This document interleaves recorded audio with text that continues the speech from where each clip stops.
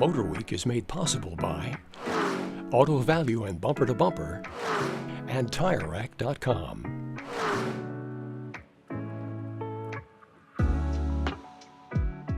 Chevrolet is no stranger to EVs and even helped make mass production of them mainstream, first with the beloved Volt and then with the Bolt EV.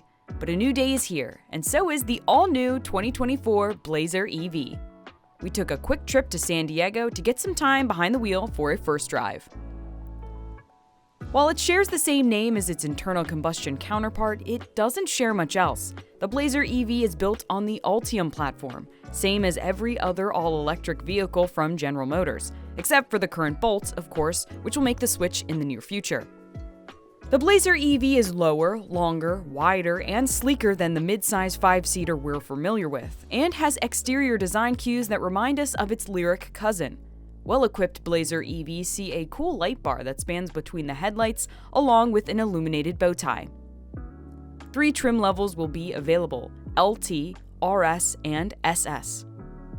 Base LT models have the option of front-wheel drive or E all-wheel drive. No real details on the front-wheel drive version yet, but E all-wheel drive sees 288 horsepower and a decent 333 pound-feet of torque. The 85 kilowatt-hour battery should see up to 279 miles of range and 150 kilowatt DC fast charging. The RS E all-wheel drive specs remain unchanged from the dual-motor LT, but the RS rear-wheel drive bumps power up to 340 horses and 325 pound-feet of torque. It also gets a larger 102 kilowatt-hour battery pack and 190 kilowatt DC fast charging.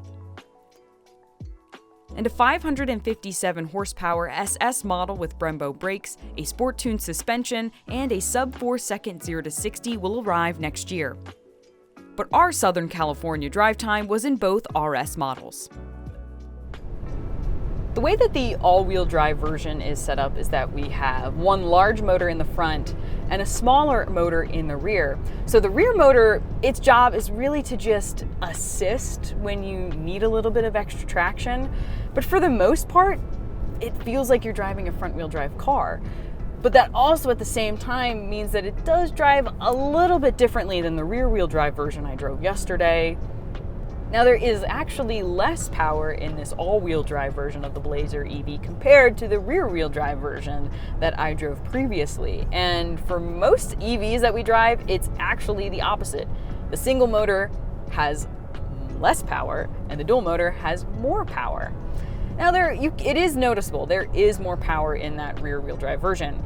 But for both Blazer EVs, there's still plenty of power for your daily driving, and the instant torque, while it's not going to throw you back into your seat, it's still going to let you zip in and out of maybe a bad situation, and is just really gradual and smooth. A large display screen highlights the interior. Standard is 11 inches for the driver information display and 17.7 inches for the central infotainment. No Apple CarPlay here, as GM is using a built-in Google system for their EVs, but it's intuitive and easy to use. Plus, we welcome the buttons and knobs for the climate controls.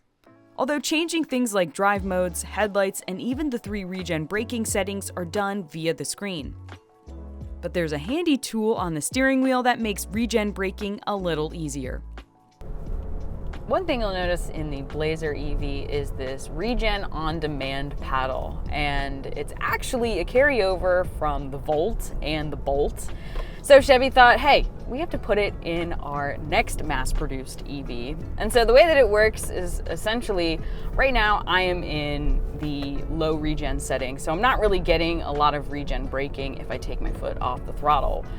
But if I want to recoup a little bit more energy from the brakes, I can press this Regen on-demand pedal, and it really slows me down.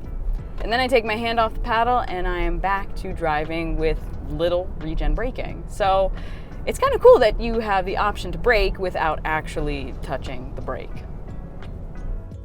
Rear passenger and cargo space is ample and should be more than comfortable for any long trips you may want to take.